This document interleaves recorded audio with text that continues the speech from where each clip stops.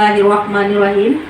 Assalamualaikum warahmatullahi wabarakatuh. Waalaikumsalam warahmatullahi wabarakatuh. Puji dan syukur mari sama-sama kita persembahkan kehadirat Allah Subhanahu wa Ta'ala yang telah memberikan kesempatan kepada kita untuk belajar dan sama-sama belajar dalam kegiatan CGP kami, yaitu mengimplementasikan pemahaman budaya positif. Akan kami mulai, kami bertiga, yaitu saya sendiri Rita Zahara, berikutnya Yanti Mukhtar, dan yang ketiga Rosi Octavianus. Kami untuk menghemat waktu, marilah kita dengarkan penyampaian budaya positif yang akan disampaikan oleh Bu Yanti Mukhtar. Kepada Bu Yanti Mukhtar dipersilakan.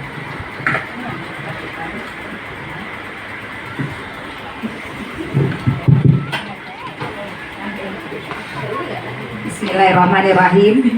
Assalamualaikum warahmatullahi wabarakatuh.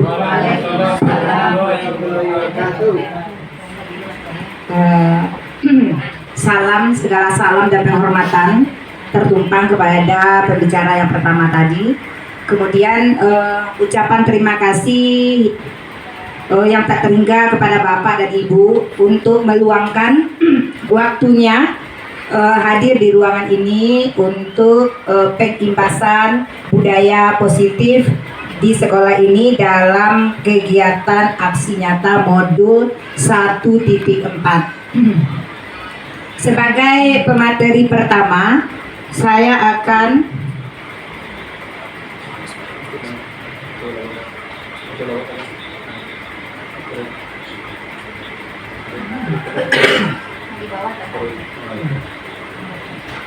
kegiatan kita pada hari ini adalah pengimbasan budaya positif.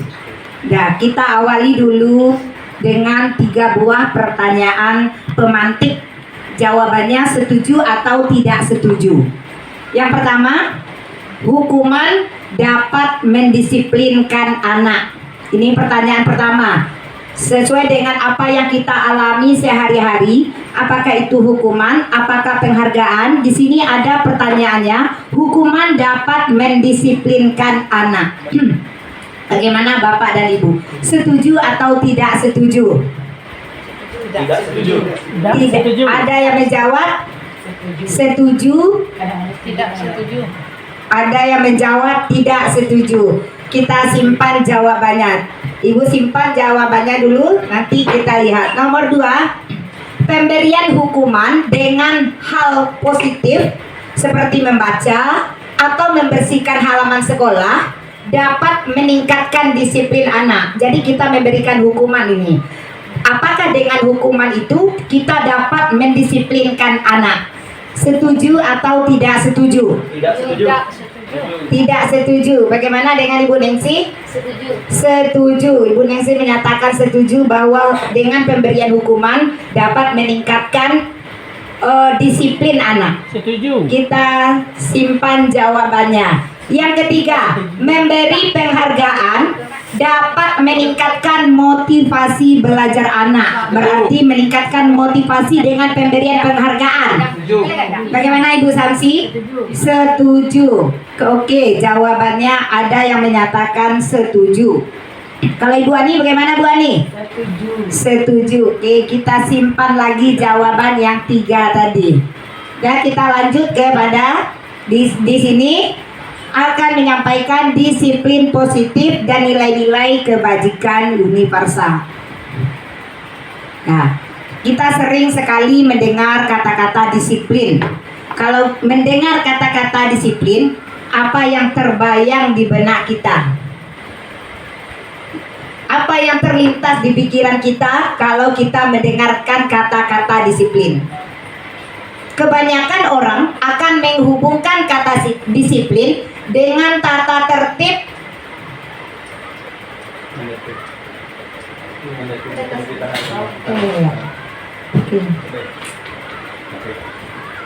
Maaf, saya ulang lagi. Kebanyakan orang akan menghubungkan kata disiplin dengan tata tertib, teratur, dan kepatuhan pada peraturan.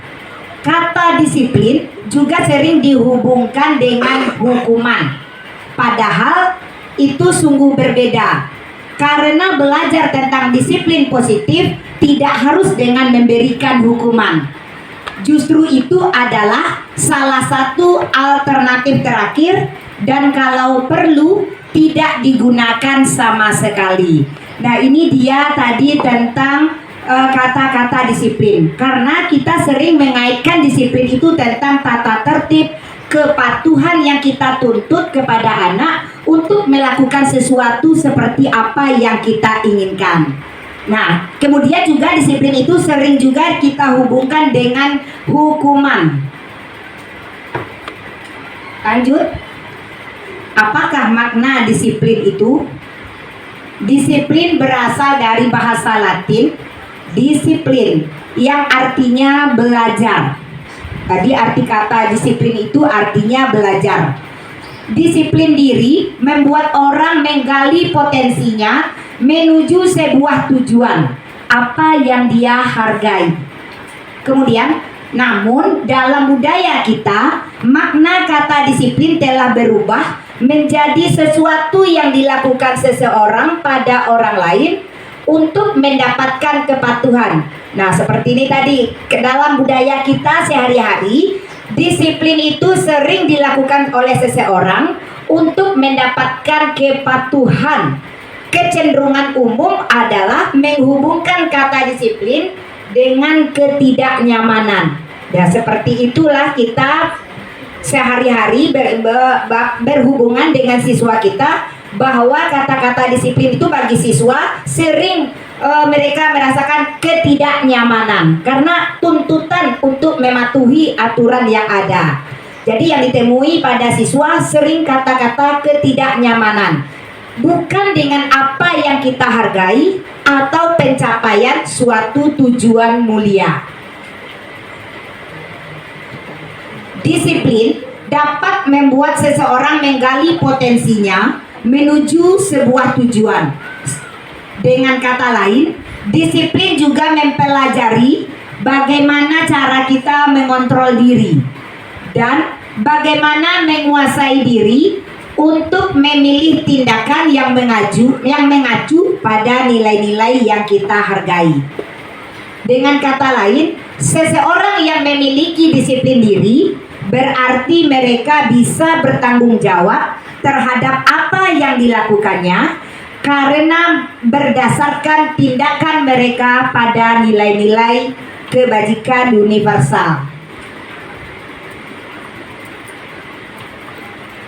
Nah, kita akan mengenal nilai-nilai kebajikan universal. Ya, dalam kehidupan kita sebagai manusia pasti kodratnya kita mempunyai nilai-nilai kebajikan universal. Nilai-nilai kebajikan adalah sifat-sifat positif pada diri manusia. Jadi sifat-sifat positif yang telah ada pada diri manusia yang merupakan sebuah tujuan mulia yang ingin dicapai setiap individu. Nilai-nilai tersebut bersifat universal, artinya diakui oleh seluruh manusia, nilai-nilai kebajikan itu, dan lintas bahasa, suku bangsa, agama maupun latar belakang. Kemudian setiap perilaku atau perbuatan memiliki suatu tujuan. Jadi setiap kita berbuat, bertindak, bertingkah laku pasti ada tujuan yang ingin dicapai. Ini adalah menurut teori Dr. William Glasser pada teori kontrol tahun 1984. Menurut teori itu, setiap perbuatan manusia pasti didasari atas suatu tujuan. Yang kedua, dengan mengaitkan nilai-nilai kebajikan yang diyakini seseorang, maka motivasi intrinsiknya akan terbangun. Jadi kalau seseorang, kalau kita meyakini akan nilai-nilai kebaikan yang kita miliki atau yang kita hargai, maka motivasi di dalam diri kita akan terbangun. apabila sudah terbangun motivasi internal di dalam diri kita, sehingga mampu menggerakkan motivasi itu dapat mencapai tujuan yang kita inginkan. Yang ketiga, nilai-nilai. Nilai-nilai kebajikan yang ingin dicapai oleh setiap anak Indonesia kita kenal dengan profil pelajar Pancasila. Nah, inilah dasarnya nilai-nilai profil pelajar Pancasila itu yang berdasarkan nilai-nilai kebajikan universal yang ada. Jadi kita kenal bahwa nilai-nilai kebajikan di dalam profil pelajar Pancasila itu terdiri dari 6 dimensi, yaitu beriman dan bertakwa kepada Tuhan Yang Maha Esa, berakhlak mulia, mandiri, bernalar kritis, berkebinekaan global, bergotong royong, serta kreatif. Nah, kita masuk kepada materi yang kedua. Di sini kami akan menjelaskan tentang teori motivasi, hukuman, penghargaan, dan restitusi. Ya, ada 4 teori motivasi, hukuman, penghargaan, dan restitusi. Teori motivasi perilaku manusia. Nah, menurut teori motivasi perilaku manusia, motivasi itu didasarkan kepada 2 macam, yaitu motivasi eksternal atau motivasi internal. Kalau kata mendengar kata eksternal itu apa artinya Bapak dan Ibu? Ya, berarti motivasi yang datangnya dari luar. Ya, ada motivasi itu yang datangnya dari luar diri kita ataupun dari lingkungan yang berada di sekitar kita. Dan ada namanya motivasi internal. Kata-kata internal artinya apa Bapak dan Ibu? Ya, motivasi internal adalah motivasi yang datangnya dari diri kita sendiri tanpa perlu motivasi dari orang lain di luar diri kita. Dan sekarang kita akan melihat seperti apa bentuknya motivasi eksternal dan internal itu. 1, motivasi yaitu seseorang berbuat atau bertingkah laku. Motivasinya adalah yang pertama untuk menghindari ketidaknyamanan atau hukuman. Jadi sering kita misalnya berbuat atau bertingkah laku, motivasi kita adalah agar kita tidak dihukum atau menghindari ketidaknyamanan. Nah, ini adalah motivasi tingkat terendah dari motivasi perilaku manusia. Jadi dari setiap motivasi perilaku manusia, paling-paling mencari kata aman, menghindari ketidaknyamanan atau hukuman. Ini motivasi paling rendah menurut teori motivasi. Nah, orang yang berbuat berdasarkan motivasi hukuman ini, menghindari hukuman ini, dia akan bertanya pada dirinya, apa yang akan terjadi apabila saya tidak melakukannya? Yang kedua, motivasi orang untuk berbuat yaitu untuk mendapatkan imbalan atau penghargaan.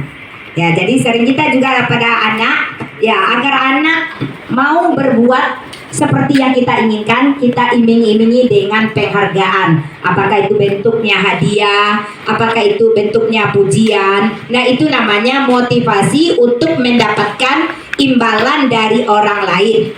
Lalu pertanyaan yang muncul adalah, apa yang akan saya dapatkan apabila saya melakukannya? Kebalikan dari tadi untuk menghindari hukuman. Apa yang akan saya dapatkan kalau saya melakukannya? Ya, motivasi ini 1 tingkat lebih tinggi dari motivasi yang pertama. Di sini orang berperilaku untuk mendapatkan imbalan atau penghargaan. Teori motivasi yang ketiga adalah untuk menghargai diri sendiri. Nah, inilah yang disebut dengan motivasi intrinsik tadi atau internal. Ya, dengan pertanyaan, saya akan menjadi orang yang seperti apa bila saya melakukannya? Saya akan menjadi orang seperti apa bila saya melakukannya? Nah, itu bentuk pertanyaan pada orang yang memiliki motivasi untuk menghargai dirinya. Kita lanjut. Nah, ini dia tadi teori motivasi perilaku manusia. Nah, ini contoh motivasi eksternal dan internal. Untuk menghindari ketidaknyamanan atau hukuman, itu adalah contoh motivasi eksternal. Berarti motivasi eksternal kita apa? Untuk menghindari hukuman, agar tidak dihukum atau agar kita tidak ditegur, maka kita melakukan sesuatu kegiatan atau pekerjaan itu. Itu contoh motivasi eksternal. Ya, yang kedua, untuk mendapatkan imbalan dari orang lain, itu juga contoh motivasi eksternal. Jadi ada yang untuk menghindari hukuman, ada yang untuk ingin mendapatkan imbalan atau penghargaan. Contoh yang ketiga, bagaimana motivasi untuk menghargai dirinya sendiri. Dia ingin menghargai dirinya sendiri bukan karena pengaruh hukuman ataupun penghargaan. Itu adalah motivasi internal. Nah, inilah motivasi internal. Motivasi internal inilah yang menjadi tujuan dari sebuah disiplin positif. Jadi kita mengharapkan disiplin positif ini akan membentuk motivasi internal pada diri kita masing-masing, termasuk pada siswa kita. Kemudian ini ada lagi, sekaitan juga lagi dengan dihukum oleh penghargaan. Ya, ternyata menurut teori penghargaan itu juga berdampak kurang baik. Nah, di sini ada kata dihukum oleh penghargaan. Bahwa penghargaan berlaku sama dengan hukuman. Itu dia. Sama antara penghargaan dengan hukuman itu sama. Apanya yang sama? Efek di belakangnya yang akan sama kepada siswa kita. Dalam arti meminta atau membujuk seseorang melakukan sesuatu untuk memenuhi suatu tujuan dari orang yang meminta atau membujuk, dorongannya eksternal dan akan ada faktor ketergantungan. Nah, ini dia. Ada faktor ketergantungan kalau kita memberikan motivasinya untuk mendapatkan penghargaan atau imbalan. Beberapa dampak dari pemberian penghargaan. Nah, ini dia dampak-dampak yang kurang baik pada siswa kalau kita memotivasi dengan memberikan penghargaan atau imbalan. Satu, pengaruh jangka panjang dan jangka pendek. Ini berpengaruh kepada jangka panjang dan jangka pendek. Dua, penghargaan itu menghukum. Penghargaan itu menghukum. Yang ketiga, penghargaan mengurangi ketepatan. Selanjutnya, penghargaan itu tidak efektif. Yang kelima, penghargaan dapat merusak hubungan. Kemudian, penghargaan menurunkan kualitas. Penghargaan mematikan kreativitas. Penghargaan mengurangi motivasi intrinsik. Nah, itu dia dampak dari pemberian penghargaan kepada siswa kita. Dan lihat, kita akan membedakan antara hukuman dengan konsekuensi. Nah, kalau pada hukuman, sesuatu yang menyakitkan pasti terjadi.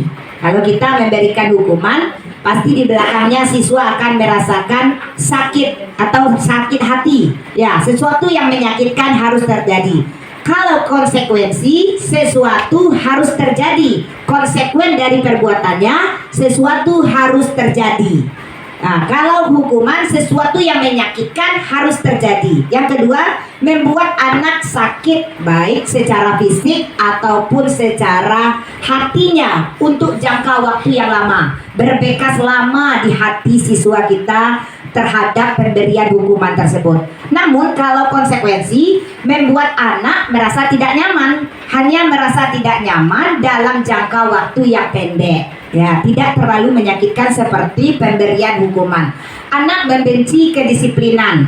Nah, ini di sini kalau ternyata kalau kita memberikan hukuman, anak hanya takut dan selanjutnya dia akan benci kepada kedisiplinan. Kemudian anak akan menghargai disiplin. Kalau konsekuensi, anak akan menghargai disiplin.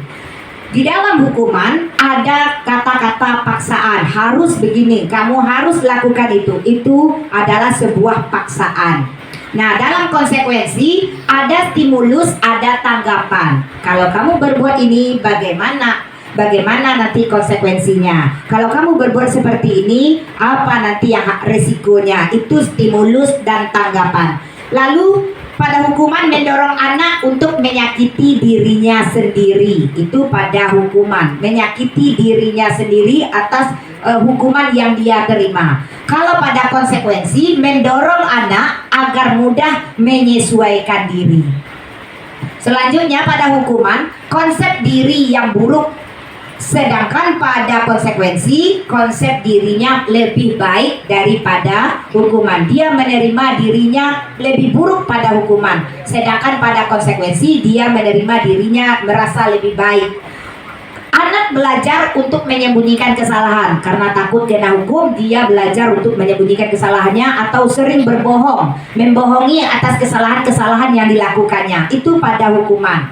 Kalau konsekuensi, anak belajar untuk mematuhi aturan karena sudah ada kesepakatan. Kalau dia melanggar aturan, dia akan menerima konsekuensi. Maka anak akan belajar mematuhi aturan.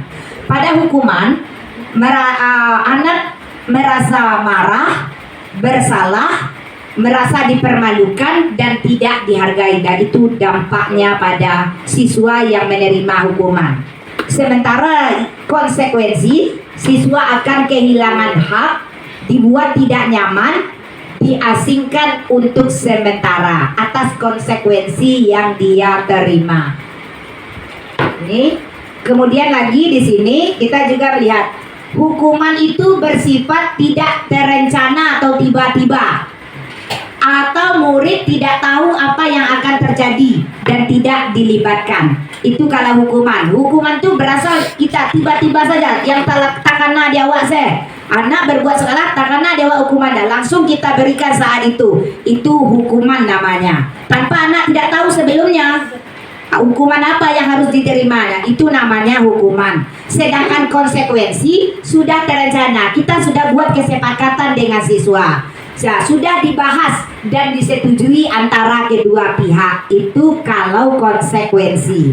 Yang kedua, hukuman bersifat satu arah seperti tadi, dari pihak guru yang memberikan, murid hanya menerima tanpa melalui suatu kesepakatan. Kalau konsekuensi dibuat oleh pihak guru dan murid mengetahui konsekuensi yang akan diterimanya bila ada pelanggaran. Kemudian hukuman yang diberikan bisa berupa fisik ataupun psikis. Ya, bisa dengan fisik yang dia terima, bisa dengan lisan atau verbal. Hukumannya bersifat verbal atau lisan. Ya, kemudian anak disakiti oleh sebuah perbuatan atau kata-kata. Pada konsekuensi, murid tetap dibuat tidak nyaman untuk jangka waktu yang pendek. Sikap guru di sini hanya bersifat mengontrol. Jadi guru hanya mengontrol karena siswa sudah tahu konsekuensinya kalau melanggar aturan. Nah, di sini peran gurunya mengontrol. Nah, kemudian mohon Bapak dan Ibu menjawab di sini ada beberapa contoh tindakan guru. Apakah di sini bentuknya hukuman atau konsekuensi? Mencatat 100 kali di dalam buku kalimat. Saya tidak akan terlambat lagi karena terlambat ke sekolah. Apa itu Bapak Ibu? Boleh tahu alasannya Ibu Ani? Mengapa itu disebut sebuah hukuman? Dilakukan secara tiba-tiba. Dilakukan secara perintah untuk membuat 100 kali kalimat itu kan dilakukannya secara. berarti tidak ada konsekuensinya dulu dengan siswa. Kemudian apa lagi, menyakiti apa? Kira-kira memberikan rasa sakit kepada siswa? Iya, secara fisik, berarti ini adalah hukuman. Kemudian lagi, lari mengelilingi lapangan basket 2 kali karena terlambat hadir di sekolah. Itu bagaimana Pak Dido? Hukuman. Apa itu? Hukuman atau konsekuensi? Hukuman. Boleh tahu alasannya Pak Dido? Karena membuat anak tidak nyaman dan menyakiti fisik juga. Anak tidak nyaman ya. Karena lari di lapangan basket 2 kali karena terlambat hadir di sekolah. Kalau dia sesuai dengan kesalahannya terlambat, oh iya betul. Berarti itu adalah hukuman. Ya, bagus. Yang ketiga, murid diminta untuk push up 15 kali karena tidak menggunakan masker sekolah. Itu hukuman juga ya Bapak Ibu. Ya, itu hukuman juga. Mengganti kertas tugas teman yang telah dicoret-coret. Konsekuensi. Bagaimana? Iya, konsekuensi sesuai dengan kesalahan yang sudah dilakukannya. Membersihkan tumpahan air di meja tulis karena tersenggol pada saat belajar. Sesuai dengan perbuatan yang dilakukannya. Konsekuensi. Murid disuruh untuk mengenakan sepatu seharian di sekolah karena tidak menggunakan sepatu hitam. Iya, itu adalah hukuman. Lari mengelilingi lapangan basket 2 kali karena terlambat 10 menit untuk pelajaran PJOK. Bagaimana? Karena pelajaran PJOK memang pelajarannya itu. Jadi sesuai antara kesalahan yang dilakukannya dengan konsekuensi yang diterimanya. Nah, inilah contoh-contoh tindakan guru mana yang merupakan hukuman ataupun konsekuensi. Ya, tadi jawabannya. Kemudian, nah inilah bentuk program kebajikan atau apresiasi yang perlu diingat kalau kita ingin memberikan penghargaan atau apresiasi. Yang pertama, berilah pengakuan secara khusus. Ya, kalau dapat secara khusus pribadi tunjuk orangnya, namanya, kebaikan apa yang dilakukannya. Ya, jangan bersifat membanding-bandingkan. Beri pengakuan secara pribadi, nah itu tadi siapa. Kemudian berilah pengakuan kepada semua murid bergantian. Ya, setiap murid pasti punya kelebihan. Sebutkanlah kelebihan siswa kita itu di hadapan teman-temannya secara bergantian. Itu salah satu bentuk apresiasi atau penghargaan kita kepada siswa. Berilah pengakuan secara konsisten, artinya tetap ya, tidak sekali-sekali, berarti kita konsisten memberikan pujian ataupun penghargaan. Fokuslah pada proses yang dilakukan.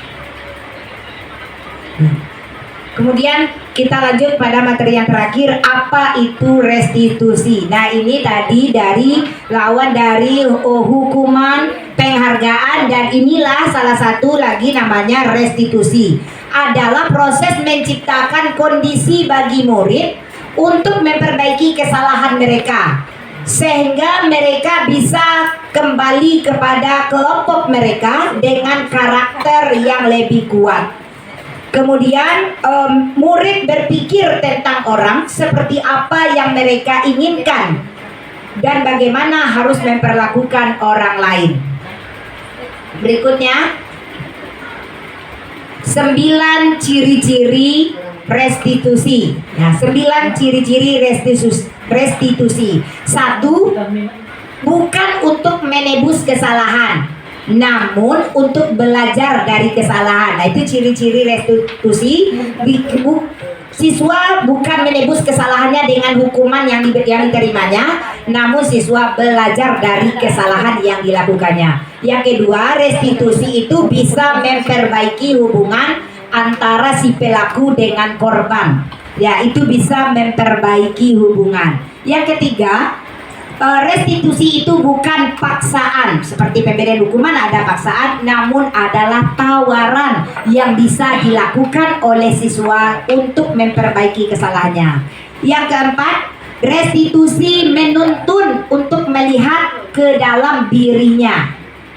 Yang kelima, restitusi mencari kebutuhan dasar yang mendasari tindakan. Jadi dalam kegiatan restitusi itu, kita sebelum siswa memperbaiki kesalahannya, kita cari tahu dulu kebutuhan dasar apa yang dicari oleh siswa itu sehingga dia melakukan tindakan atau kesalahan. Yang keenam, restitusi adalah cara yang paling baik. Jadi di antara ketiga hukuman, penghargaan, dan restitusi, maka restitusi adalah cara yang paling baik untuk menegakkan disiplin positif pada diri siswa. Yang ketujuh, Restitusi fokus pada karakter, bukan pada tindakan yang diberikan kepada anak. Yang kedelapan, restitusi fokus pada solusi untuk penyelesaian masalah, bukan untuk mencari-cari kesalahannya, tapi adalah solusi untuk menyelesaikan masalah. Yang terakhir, restitusi mengembalikan murid yang berbuat salah pada kelompoknya dengan penuh rasa percaya diri. Nah, demikianlah materi kami tentang disiplin budaya positif, teori, hukuman, penghargaan, dan motivasi. Terima kasih atas perhatiannya. Selanjutnya kami kembalikan kepada moderator. Ya. Untuk pembicara kedua, yaitu tentang keyakinan kelas, akan dibawakan oleh rekan kami Ibu Rita Zahara. Kepada Ibu Rita kita persilakan.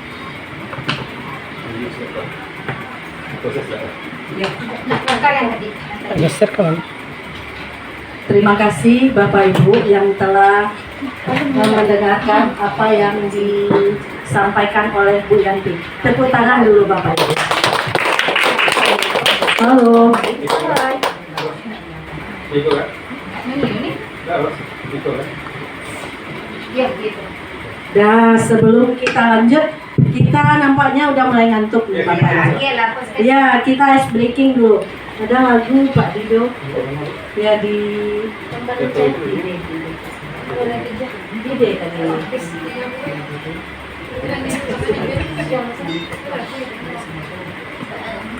Ya, kita nikmati nyanyi ini dulu Bapak Ibu.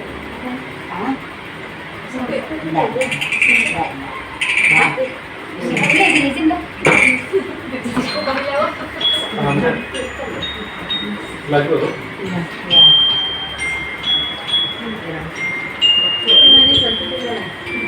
Sedikit ya. Dua. Ini ya.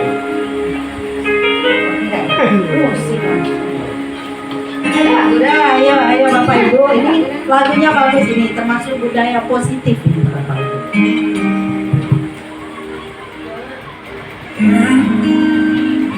Bila suatu saat kau dengarkan lagu ini, dan aku sudah tak ada lagi di sampingmu, kau akan mengerti apa begitu menyebalkannya ku di matamu. Nah, jika saat nanti kau telah hidup sendiri dan dunia ternyata tak seperti harapanmu, keluarga di sini dari rumah yang selalu menanti kepulanganmu. Jadi orang tua seperti aku yang ingin anakmu bahagia dengan hidupnya.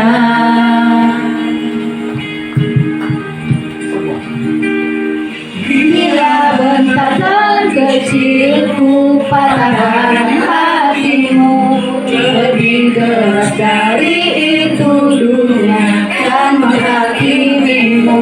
Ku bentuk dirimu menjadi engkau hari ini. Kau harus kuat, kau harus hebat di mata hatiku. Oke Pak Dido, tepuk tangan semuanya. Ini salah satu penerapan budaya positif dari keluarga. Nah, sekarang kita masuk melanjutkan apa yang disampaikan Bu Yanti tadi. Ya, baik Bapak Ibu, masih semangat Bapak Ibu? Tepuk CGP lah dulu, tepuk CGP.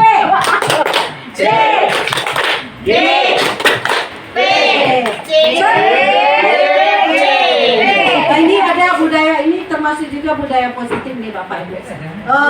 Tertawa, Ngambek. Coba. Ini budaya positif ini. Iya. Tertawa. Ngambek. Tertawa. Ngambek. Tertawa. Tepuk tangan untuk kita semua. Ya, baik. Ya, melanjutkan apa yang disampaikan oleh Ibu Yanti. Kita bagaimana sih menerapkan budaya positif di lingkungan sekolah atau di kelas. Yang pertama sekali kita harus dulu membuat keyakinan kelas. Nah, selama ini di kelas kita dipajang peraturan kelas, betul nggak ibu-ibu, bapak-bapak? Ya. Sekarang saya mau tanya, apa beda peraturan kelas dengan keyakinan kelas? Ayo, bapak ibu. Ya. Ayo, ada yang tahu bapak ibu? Boleh tunjuk tangan Bu Dona. Apa itu peraturan kelas? Bu, Iya. kalau peraturan kelas itu biasanya dibuat oleh bapak atau ibu gurunya. Iya. Kemudian kalau keyakinan kelas dibuat oleh guru bersama murid-muridnya. Tepuk tangan.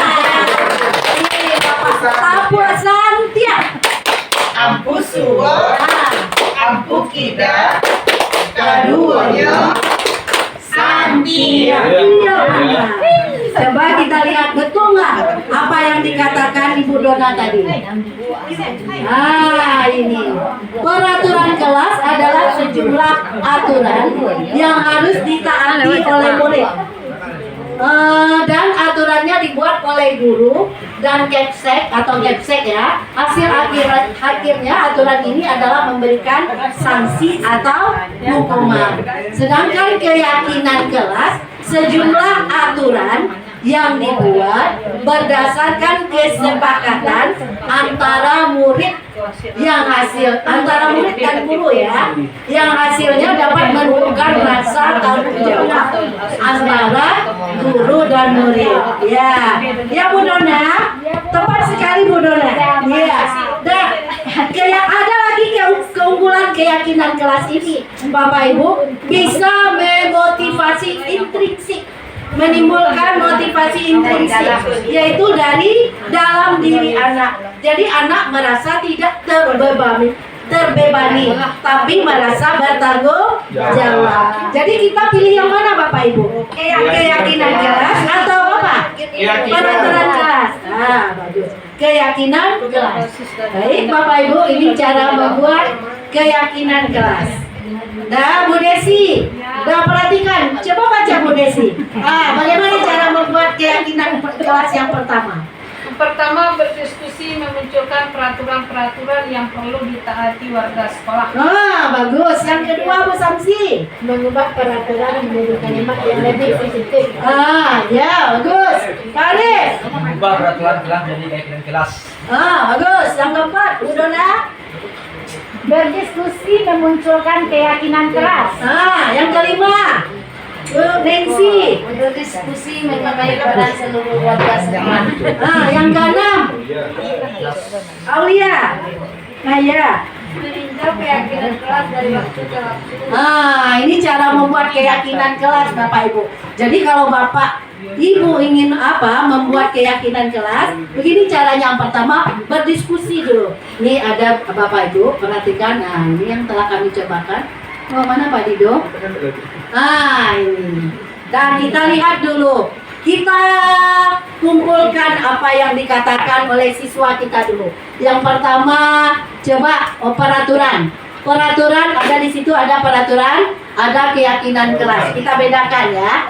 Selalu kembalikan buku ke tempatnya. Itu termasuk kalau keyakinan kelasnya apa, Bapak Ibu? Setelah memakai Setelah membaca mengembalikan buku di tempatnya. Itu keyakinan kelasnya Bapak Ibu, ya Bu Ani. Ya, yang kedua, dilarang mengganggu orang lain. Apa itu keyakinan kelasnya? Orang lain. Bagus Pak Dido, menghargai orang lain. Yang ketiga, hadir di sekolah 15 menit sebelum pembelajaran dimulai. Disiplin. Yang keempat, dilarang melakukan kekerasan. Saling menyayangi. Dilarang menggunakan narkoba. Ini mungkin untuk anak-anak yang sudah Menjaga SMP, kesehatan. SMA ya. Menjaga Ini kesehatan. termasuk dalam menjaga kesehatan. Bergantian atau atau menunggu giliran. Budaya antri. Gunakan masker. Jaga kesehatan. Jaga kesehatan. Jangan berlari di kelas atau di koridor. Ya, bagus, keselamatan. Nah, ini jawabannya. Oh, kok kosong lagi? Oh iya, ini yang tadi kita apakan sama-sama tanggung jawab. Menghormati orang lain juga. Keselamatan, kesehatan, menghormati orang lain, bersabar, dan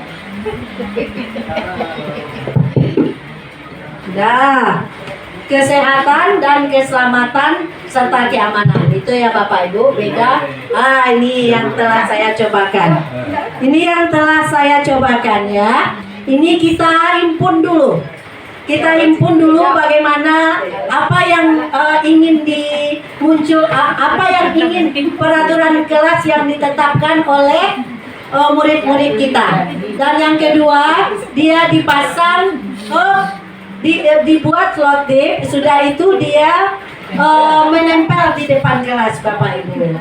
Dan setelah itu untuk menumbuhkan rasa tanggung jawabnya, anak-anak juga memberi tanda tangan atau paraf.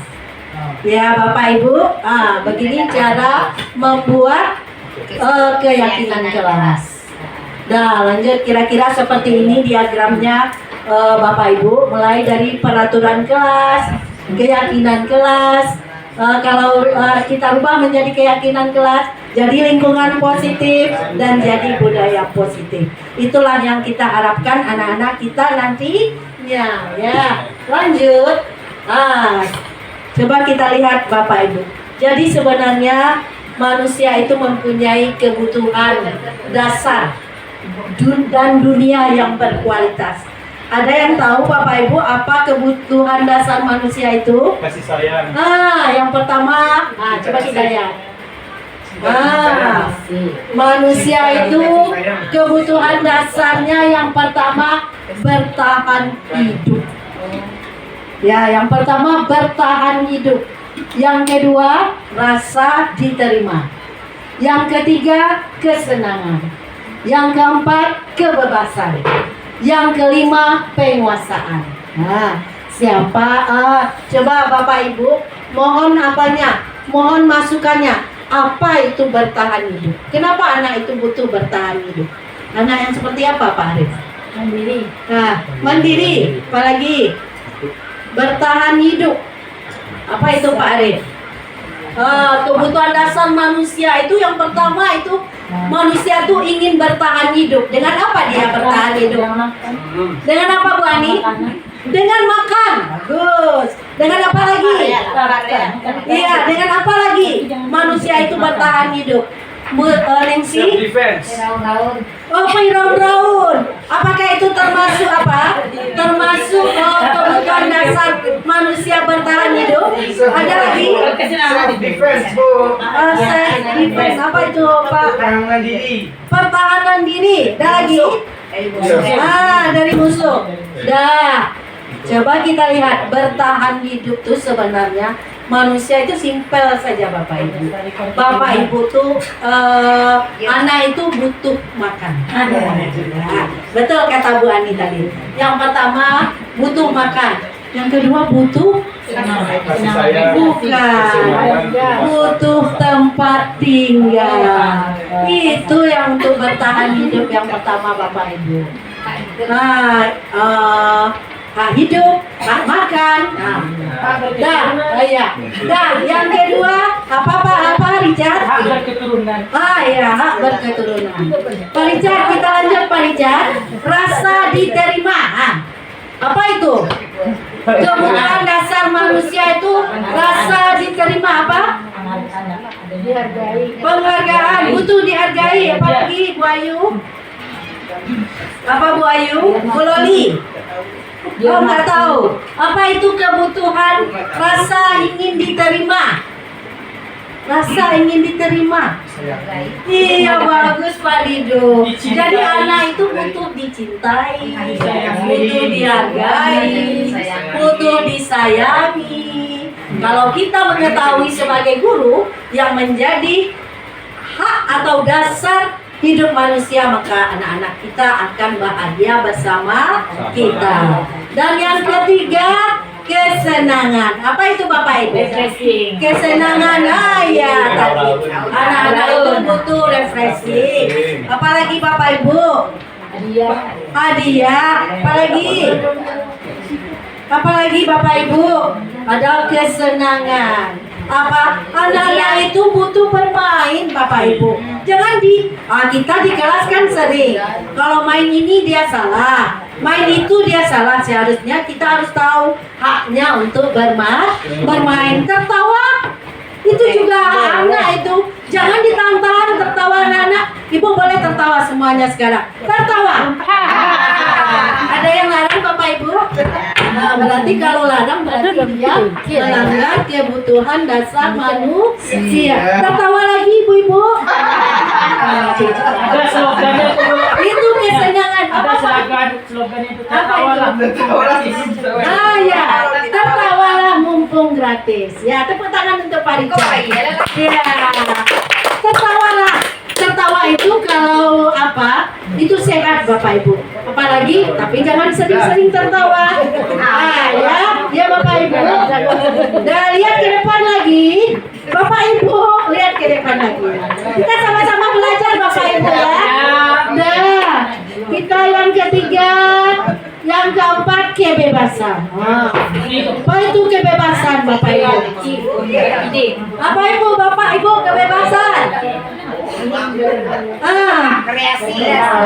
Ingin berkembang. Kan kita sering di dalam kelas, kadang kita sedang belajar anak menggambar. Kita marah nak Bapak Ibu? Marah sebenarnya tidak boleh Bapak Ibu. Anak-anak itu butuh kebebasan. Maka kita lah sebagai guru, iya Bu Ani, maka kita sebagai guru mengarahkannya. Itu tugas kita Bapak Ibu.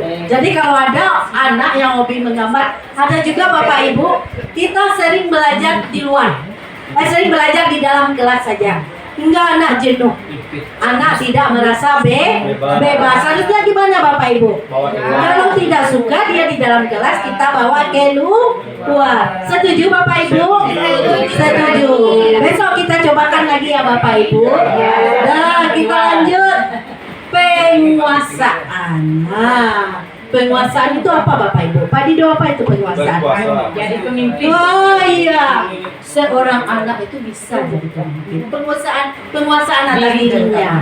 atas dirinya. Ya, untuk lebih jelasnya ini Bapak Ibu. Kebutuhan dasar manusia menurut Dr. William Gasser dalam Choice Story dibagi menjadi 5. Yang pertama, kebutuhan untuk bertahan hidup. Kebutuhan bertahan hidup merupakan kebutuhan yang bersifat fisiologis untuk bertahan hidup, misalnya kesehatan, rumah, dan makanan. Nah, Bapak Ibu, yang kedua, kasih sayang. Kasih sayang ini rasa ingin diterima. Pada umumnya anak-anak memiliki kebutuhan dasar kasih sayang dan rasa diterima yang tinggi. Ingin disukai dan diterima oleh lingkungannya dengan baik. Dan yang ketiga, kebebasan atau diapakan juga dengan freedom. Anak-anak dengan kebutuhan kebebasan yang tinggi menginginkan pilihan mereka, perlu banyak bergerak, menyukai hal-hal yang baru dan menarik, dan suka mencoba-coba. Jadi anak wayang lasak jangan dimarahi, kita arahkan.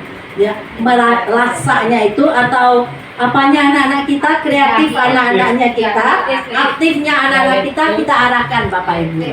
Nah, kita lanjutkan kesenangan, kebutuhan untuk mencari kesenangan, bermain, tertawa, bernyanyi ya Bu Ani.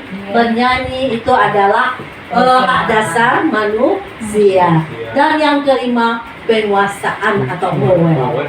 Ya, penguasaan ini merupakan kebutuhan pengakuan atas kemampuan yang berhubungan dengan kekuatan, untuk mencapai sesuatu menjadi kompeten, menjadi terampil, diakui atas prestasi yang dimilikinya. Jadi kalau ada anak kita yang berbakat, jangan pendam bakatnya. Kita bisa mengetahui, oh anak yang sering menggambar waktu kita mengajar, kita arahkan, maka kita akan melihat bakatnya.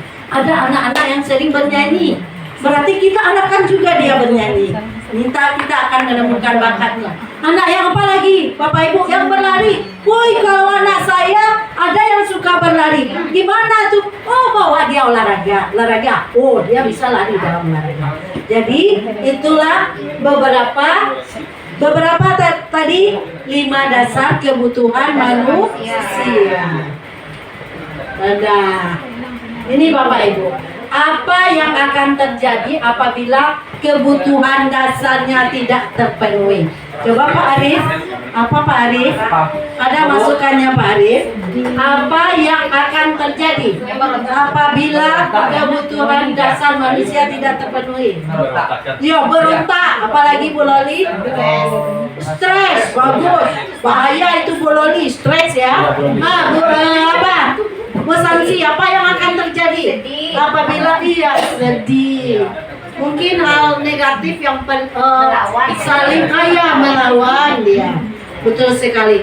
Jadi mungkin hal yang paling kecil mungkin dia merasa apa?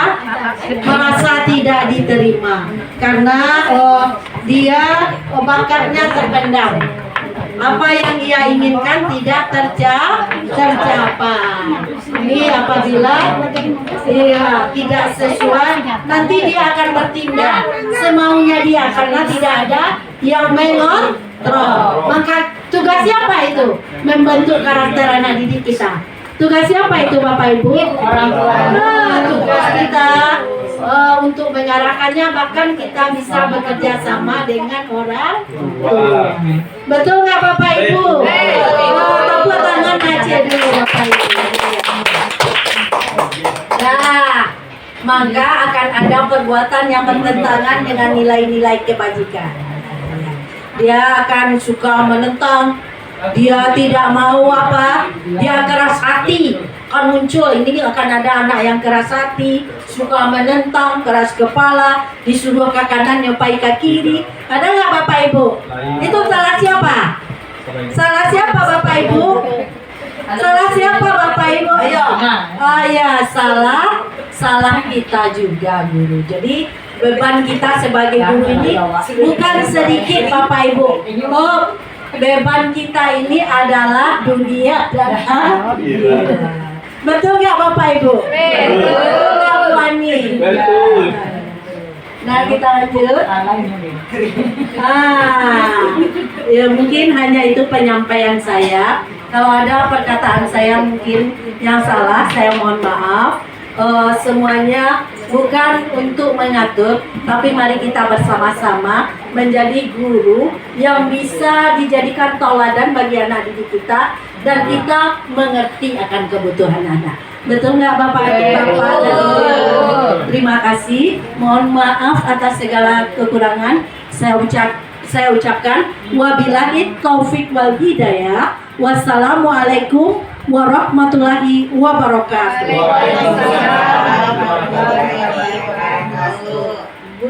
Penerapan budaya positif ini akan dilanjutkan dengan penampilan dari Bu Rosi Octavianus.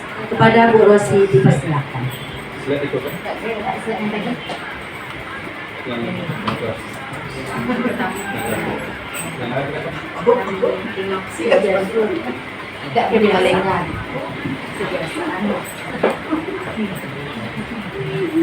Assalamualaikum warahmatullahi wabarakatuh. Sebelumnya saya mengucapkan terima kasih kepada Bapak Ibu guru hebat yang telah meluangkan waktunya untuk mengikuti kegiatan yang mana salah satu tugas kami sebagai calon guru penggerak yaitu pengimbasan budaya positif. Di sini saya akan melanjutkan yaitu materi tentang 5 posisi kontrol. Jadi apa saja 5 posisi kontrol yang bisa kita terapkan untuk di kelas kita, yang mana yang merupakan budaya positifnya.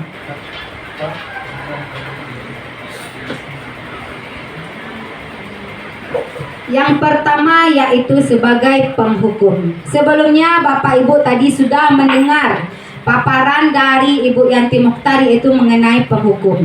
Bapak Ibu sudah mengetahui bagaimana akibat dari penghukum yang akan kita berikan kepada peserta didik kita nantinya. Di sini ciri-ciri dari guru sebagai penghukum yaitu nada suara tinggi. Ya, tidak benar tidak Bapak Ibu? Benar. Nada suara kita tinggi sehingga bisa dengan nada suara kita seperti tersebut memberikan efek takut kepada diri anak. Kemudian bahasa tubuh, bisa jadi mata yang melotot atau muka yang merah atau bibir yang atau menunjuk murid tersebut sehingga menimbulkan efek takut pada diri anak. Sekarang ada video yang akan saya tampilkan yaitu mengenai penghukum. Silakan Bapak Ibu menonton semuanya.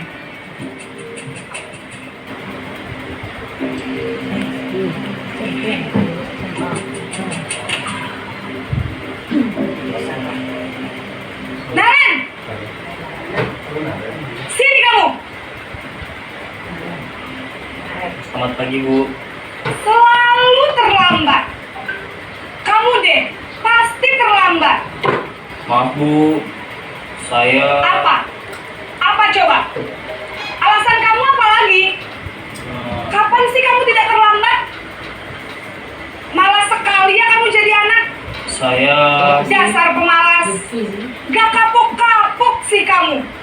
Sudah berapa kali terlambat? Sana, kamu keliling lapangan basket 2 kali. Kenapa saya harus keliling lapangan basket, Bu? Kenapa? Kamu melawan ibu. Berani-beraninya jawab. Sudah terlambat, masih berani jawab pula. Sekarang, keliling lapangan basket 5 kali sekalian. Biar kapok. Cepat. Pergi sana ke lapangan basket. Nah, Bapak Ibu, dari tayangan tadi dapat kita simpulkan apa saja Bapak Ibu? Yang pertama, guru membentak-bentak, tidak memberikan kesempatan kepada muridnya untuk berbicara. Ya, kemudian apa lagi Bapak Ibu? Tidak menanyakan kenapa. Iya, tidak menanyakan apa alasan anak tersebut terlambat. Kemudian apa lagi? Nada suara tinggi. Nada suara tinggi sehingga anak terpaku, tidak ada inspirasinya untuk berkata apapun. Ya, jadi ini penyebab dari kita memberikan hukuman kepada peserta didik kita. Sehingga nanti akibatnya peserta didik kita tidak dapat berkembang sesuai dengan kodratnya masing-masing. Sekarang kita lanjut yang kedua yaitu pembuat rasa bersalah. Ciri-ciri pada guru yang pembuat rasa bersalah yaitu nada suara memelas, halus, sedih, lembut, kemudian bahasa tubuh merapat pada anak, merangkul anak. Nah, itu dia. Bisa jadi kalimatnya apa bisanya kalimat yang akan diberikan itu contoh pembuat rasa bersalah. Apa kira-kira Bapak Ibu kalimat yang diberikan oleh guru sehingga menyebabkan siswa merasa bersalah? Bisa. Ya, bagaimana Bapak Ibu ada kalimat yang biasa yang diucapkan guru kepada muridnya sehingga murid tersebut merasa bersalah apa yang dia lakukan? Apakah kamu tidak merasa kasihan kepada orang tua? Oh iya, bagus. Apakah kamu tidak merasa kasihan kepada ibu? Kenapa kamu saja yang terus melakukan pelanggaran? Nah, itu bisa merupakan kalimat yang diberikan guru kepada anak yaitu tentang pembuat rasa bersalah. Sekarang kita lanjutkan videonya.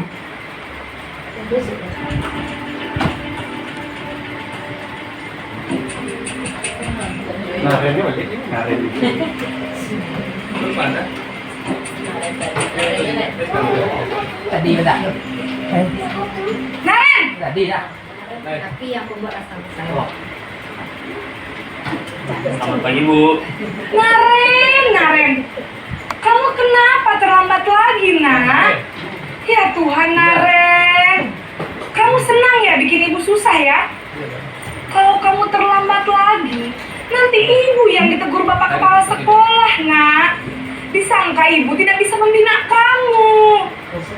Duh, gimana ini? Maaf Bu. Duh Gusti Naren. Kamu suka ya kalau ibu tegur bapak kepala sekolah? Terus sekarang ibu harus tulis apa ini di buku absen? Ini kamu sudah sering terlambat loh. Ibu harus apa coba? Maaf Bu. Maaf sekali. Ya sudah, lain kali jangan bikin ibu susah lagi ya nak ya. Ibu tidak akan kuat lagi kalau kamu begini terus. Bisa jantungan kalau ibu tegur bapak kepala sekolah. Sana cepat kelas. Maaf ya Bu. Maaf sekali. Dari tayangan video tadi, apa kalimat yang dimunculkan yang membuat anak merasa bersalah? Apa kira-kira Bapak Ibu? Ibu bisa jantungan dengan pelaku kamu, Naren. Ya. Apa lagi? Apa yang harus ibu katakan kepada kepala sekolah karena sikap kamu tersebut, Naren? Ya, itu salah satunya kalimat yang digunakan oleh guru untuk membuat anak itu seakan-akan merasa bersalah dengan ucapan yang diberikan oleh guru tersebut. Sekarang kita lanjut. Kita lanjut, ini posisi guru sebagai teman. Dalam posisi guru sebagai teman, ciri-ciri gurunya adalah nada suara ramah, akrab, dan bercanda. Bahasa tubuh merapat pada murid, mata dan senyum jenaka atau senyum manis yang dilakukan guru terhadap murid. Sekarang kita perhatikan tayangan video tentang posisi sebagai teman.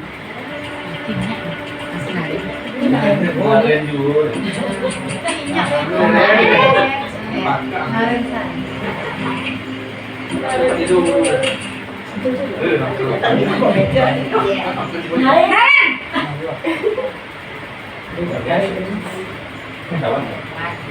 Selamat pagi Bu. Wah, sudah jam berapa ini nak? Terlambat lagi ya sayang. Iya Bu. Habis ibu saya lupa bangunkan saya Bu.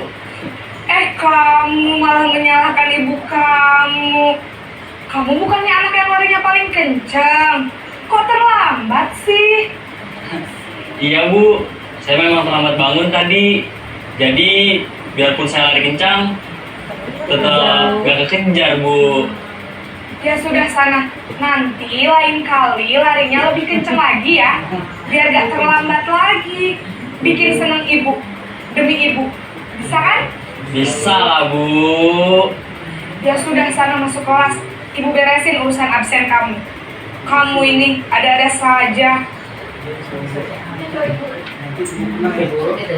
Nah, bagaimana Bapak Ibu? Apa kalimat yang diberikan oleh ibu tersebut dengan menganggap siswa sebagai teman? Apa kalimat yang diucapkan? Apa kira-kira Bapak Ibu? Nanti ibu bereskan saja absen kamu ya. Iya. Apa lagi Bapak Ibu? Masa iya berlari sekencang kamu bisa terlambat? Iya, masa iya berlari sekencang kamu bisa terlambat? Besok lebih kencang lagi larinya ya. Iya Bapak. Ada lagi Bapak Ibu? Kamu ini ada-ada aja. Kamu ini ada-ada aja. Kenapa terus terlambat? Iya. Ya itu salah satu kalimat yang diucapkan oleh guru posisinya sebagai teman. Nah sekarang kita lanjutkan yang keempat, yaitu sebagai pemantau. Pada posisi pemantau ini ciri-ciri guru adalah nada suara datar, tidak ada suaranya yang tinggi. Bahasa tubuh formal, lebih formal lagi. Sekarang kita perhatikan tayangan berikutnya.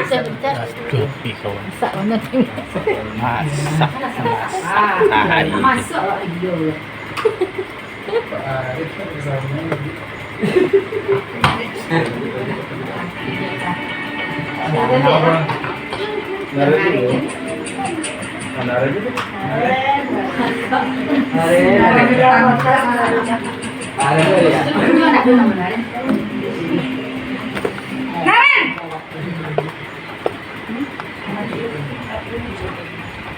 Selamat pagi Bu.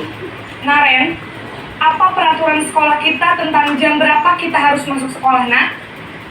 Kita harus di sekolah jam 7 Bu. Iya betul, sekarang sudah jam 7.20. Naren sudah tahu konsekuensinya jika terlambat hadir. Paham Bu. Saya harus tinggal kelas pas jam istirahat selama 20 menit. Iya benar, konsekuensinya demikian. Jadi nanti jam 9.30 pas istirahat, kamu harus tinggal di kelas, kerjakan tugas tambahan untuk ketertinggalan kamu, ya. Baik, Bu. Ya, di sini bagaimana kalimat yang dituturkan oleh ibu gurunya Bapak Ibu sebagai posisi pemantau? Iya, di sini guru mengaitkan dengan peraturan di sekolah yang sudah ada. Sesuai nanti siswanya melaksanakan sesuai dengan konsekuensi yang sudah diterapkan di sekolah. Jadi guru di sini sebagai pemantau apa-apa saja pelanggaran yang dilakukan oleh murid tersebut diterapkan, kemudian diberikan konsekuensinya sesuai dengan peraturan yang sudah ada di sekolah tersebut. Sekarang kita lanjutkan yang kelima, yaitu posisi sebagai manajer. Ciri-ciri guru di sini adalah nada suara tulus, bahasa tubuh tidak kaku dan mendekat ke murid. Sekarang kita perhatikan juga tayangan berikutnya ini.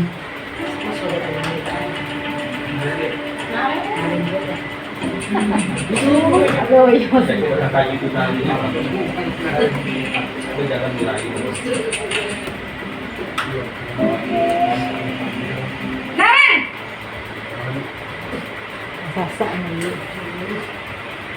Selamat pagi, Bu.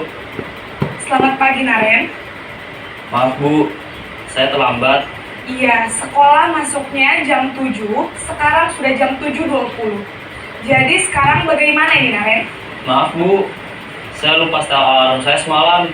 Baiklah, menurut kamu, keyakinan sekolah yang mana yang perlu kamu tingkatkan? Menghargai diri sendiri dan orang lain mungkin ya, Bu. Setuju.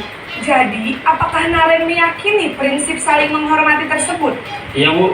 Saya meyakininya. Apakah Naren bersedia memperbaiki masalah keterlambatan ini? Bersedia, Bu. Bagaimana kamu akan perbaiki masalah keterlambatan ini? Saya akan coba untuk tidak lupa menyetel alarm saya, Bu. Baik, kalau Naren lupa menyetel alarm di rumah, ada orang yang kira-kira bisa bantu mengingatkan tidak? Ada, Bu. Kakak saya, Kak Emma. Ada lagi selain Kak Emma? Selain Kak Emma, ada ibu saya. Baik, jadi yang mengingatkan Naren adalah Kak Emma dan ibu kamu ya? Kira-kira akan mulai setel alarm kapan nih, Naren? Setelah pulang sekolah, akan segera saya lakukan. Baik, jadi Naren akan setel alarm untuk bangun besok pagi dan akan diingatkan oleh kakak dan ibunda Naren ya. Ada lagi yang mungkin perlu dilakukan, Naren? Agar tidak terlambat bangun lagi. Tidak ada, Bu. Baik, Naren. Terima kasih untuk kerjasama kamu. Sekarang kamu perlu kembali ke kelas untuk belajar.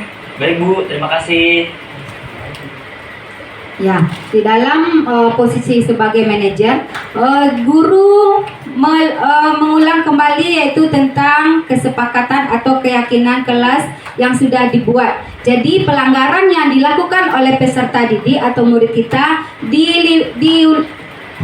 diyakinkan kembali dengan keyakinan kelas yang sudah dibuat. Jadi apa pelanggaran yang dilakukan siswa tersebut dikembalikan lagi kepada murid. Apa tindak lanjutnya yang akan dilakukannya apabila dia tetap melakukan perbuatan seperti itu. Jadi apa yang dilakukan oleh siswa tersebut sesuai dengan keinginannya, tidak terpaksa, tidak menjadikan hukuman pada dirinya. Jadi ada konsekuensinya apabila dia melakukan pelanggaran tersebut. Jadi dari 5 posisi kontrol yang sudah saya tayangkan tadi, bagaimana menurut Bapak Ibu, apa posisi kita yang bagus sebagai guru? Manajer, Bu. Iya, sebagai manajer ya. Karena posisi kita sebagai manajer, pelanggaran yang dilakukan oleh peserta didik tersebut tidak akan memberikan beban atau sakit hati atau mendongkol terhadap dirinya. Jadi dia mengetahui konsekuensi pelanggaran apa yang telah dia lakukan. Sepakat Bapak Ibu? Sepakat. Iya, sekarang kita lanjutkan. Nah, ini beberapa kalimat atau kata dalam posisi kontrol. Yang pertama yaitu penghukum. Ya, penghukum guru berbuat. Jadi guru berbuat di sini menghardik, menunjuk-nunjuk, menyakiti serta menyindir. Kemudian guru berkata, Kalau kamu tidak melakukan, awas ya, rasakan. Jadi anak seakan-akan tertindas jadinya. Awas, diancam. Kemudian hasil yang dihasilkan nanti kepada murid kita yaitu memberontak dengan hukuman yang sudah kita berikan.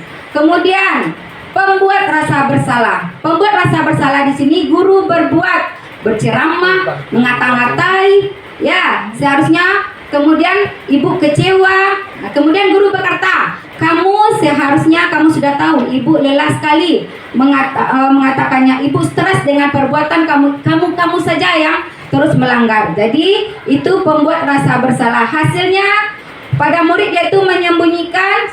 Kadang-kadang ada yang berbohong seakan-akan dia tidak berbuat. Jadi itu akan hasil yang ditimbulkan. Kemudian ini adalah penghukum dengan berbuat rasa bersalah. Ini adalah identitas gagal. Ya, jadi kalau kita sebagai guru menerapkan penghukum pembuat rasa bersalah, itu adalah merupakan identitas gagal yang akan terjadi pada murid kita.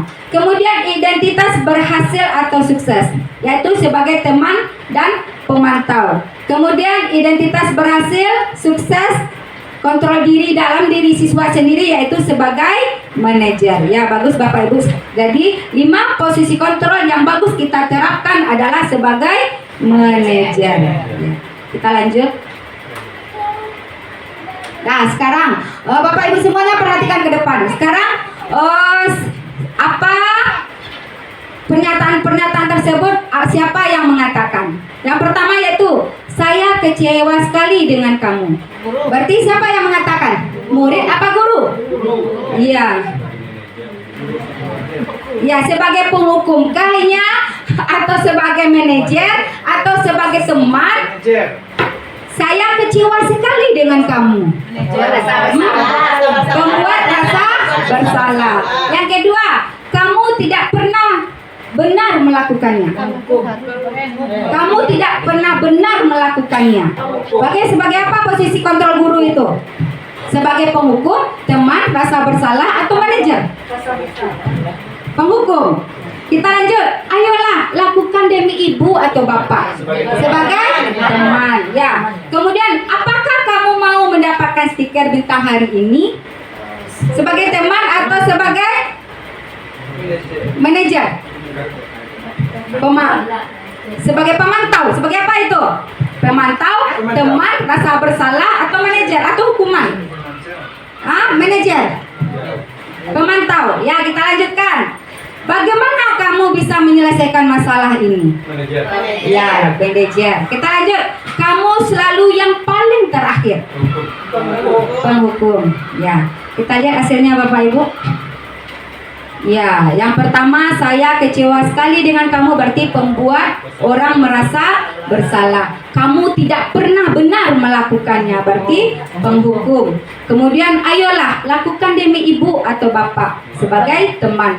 Apakah kamu mau mendapatkan stiker bintang hari ini? Sebagai pemantau. Bagaimana kamu bisa menyelesaikan masalah ini? Sebagai manajer. Kemudian kamu selalu yang paling terakhir, posisi sebagai penghukum. Ya, kita lanjut. Segitiga restitusi. Ini segitiga restitusi ini adalah salah satu yang bisa kita terapkan dalam menyelesaikan permasalahan yang ada pada murid kita. Segitiga restitusi yang pertama yaitu menstabilkan identitas. Jadi langkah kita pertama yaitu menstabilkan identitas. Yang pertama, setiap orang pasti pernah melakukan kesalahan. Jadi kita bisa membicarakan kepada peserta didik kita, semua orang itu pasti punya kesalahan. Jadi apa penyimpangan yang dilakukan siswa itu, dia tidak merasa bersalah terhadap dirinya sendiri. Berarti dia juga mengetahui kalau semua orang itu pasti ada rasa bersalah. Kemudian, kamu bukan satu-satunya yang pernah melakukan ini. Jadi dengan perkataan tersebut, tumbuhlah percaya diri kepada murid kita. Berarti bukan dia sendiri yang selalu melakukan pelanggaran.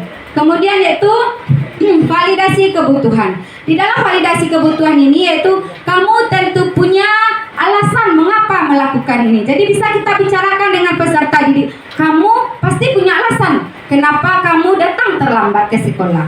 Jadi dia bisa menceritakan, tidak tertindas dia rasanya, mengungkapkan semua apa yang dialaminya. Iya. Kemudian adakah cara yang lebih efektif untuk mendapatkan apa yang kamu butuhkan? Kita bertanya kepadanya, apa langkah yang dilakukan murid tersebut agar dia tidak menyimpang lagi dengan perbuatan tersebut. Yang terakhir, yaitu menanyakan keyakinan. Nah, ini yang sudah mulai kita terapkan Bapak Ibu, yaitu membuat keyakinan di kelas kita masing-masing. Jadi setiap anak yang melakukan pelanggaran bisa kita bangkitkan lagi dengan keyakinan kelas yang sudah disepakatinya. Jadi kita bisa bertanya kepadanya apa kira-kira pelanggaran yang dilakukannya yang sudah menyimpang dengan keyakinan kelas yang sudah kita buat. Contoh, nilai-nilai apa yang telah kita sepakati? Misalnya dia datang terlambat, kira-kira apa yang belum kamu kerja, yang belum kamu laksanakan setelah kita membuat kesepakatan kelas ini. Bisa jadi dia tidak disiplin, ya, tidak datang tepat waktu, Bu.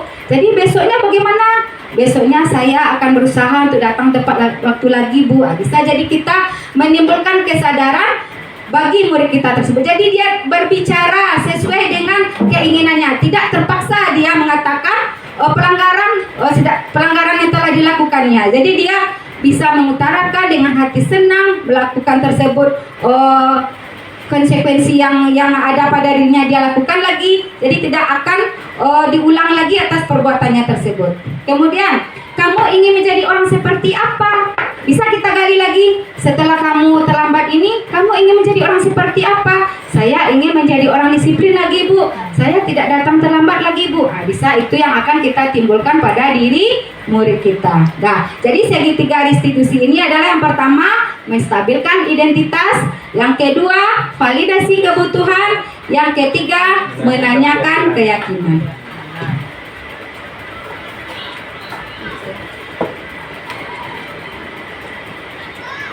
Nah, ini Bapak Ibu tugas yang telah saya laksanakan, yaitu menanyakan tentang keyakinan kelas kepada peserta didik setelah dia melakukan pelanggaran. Ini tindakan segitiga restitusi yang saya lakukan.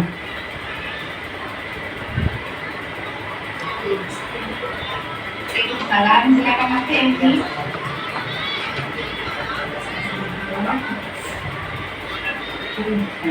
Apa yang kamu lakukan pada ketika ini? Mengapa kamu lakukan itu? Apa kamu tahu dengan menyusun Atika membuat naik emosinya sehingga dia membunuh murid tersebut? Dan sekarang kamu akan melakukan. Orang ibu di sini tidak menyalahkan siapa, tapi di sini ibu akan mencari penyelesaian kita sama-sama. Kemudian apa yang akan kita lakukan untuk menyelesaikan masalah ini? Ibu ingin tahu, kamu pasti punya alasan melakukannya, bukan? Mesti kamu sangat senang dan gembira apabila teman bersedia gitu sih. Iya, ibu melihat kamu senang sekali musim ini, sehingga temanmu tidak mengingkari tas yang buat ini. Sekarang kamu lagi ada dalam masalah. Sekarang, jadi kita bicara itu yang dikatakan kelas yang sudah kita sepakati bersama. Apa yang ingin kamu tunjukkan nanti? Baik kepada teman-teman Sudah bagus, kamu mengesal sekali secara detail keyakinan atau kesepakatan kelas yang sudah kita sepakati bersama. Tetapi belum kamu lakukan, yaitu menghargai dan berkomunikasi sesama teman. Sekarang, apa yang akan kamu lakukan untuk menyelesaikan masalah ini? Tidak akan meminta maaf kepada kita dan tidak mengulangi perbuatan ini. Ya, meminta maaf, tapi jika diulangi lagi bagaimana? Saya akan mengulangi itu. Iya, sekarang kamu temui Atika dan minta maaflah kepadamu.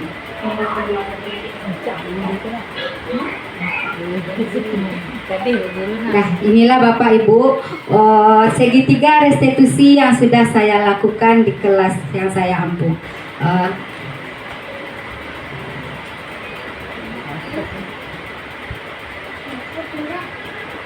Bisa lanjut yang kasus kedua Bapak Ibu? Tetap semangat Bapak Ibu.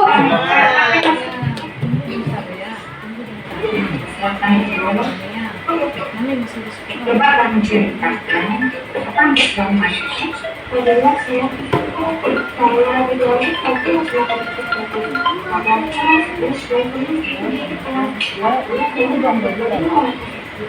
Apakah dengan memukul Kenzi itu sudah merupakan solusinya Adika?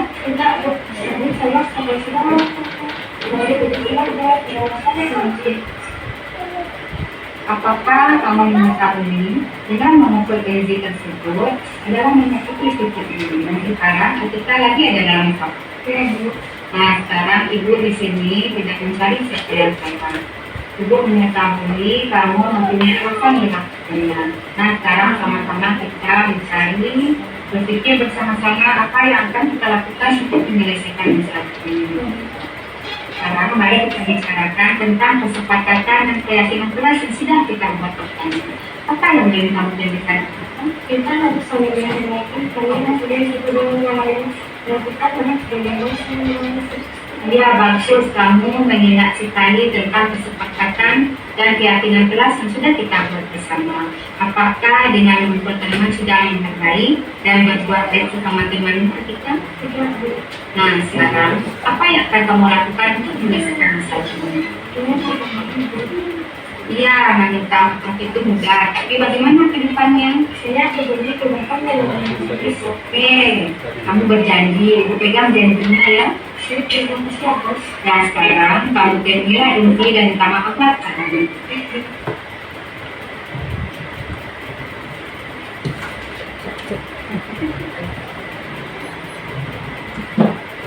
Nah, terima kasih Bapak Ibu.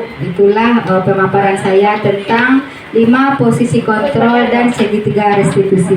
Terima kasih sekali kepada Bapak Ibu semuanya sudah meluangkan waktunya sehingga pelaksanaan pengimbasan budaya positif yang kami laksanakan yaitu dapat berjalan dengan baik.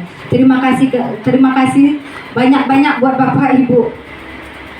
Nah, saya tutup dengan wabillahi taufiq wal hidayah. Wassalamualaikum warahmatullahi wabarakatuh. Saya kembalikan lagi ke moderator.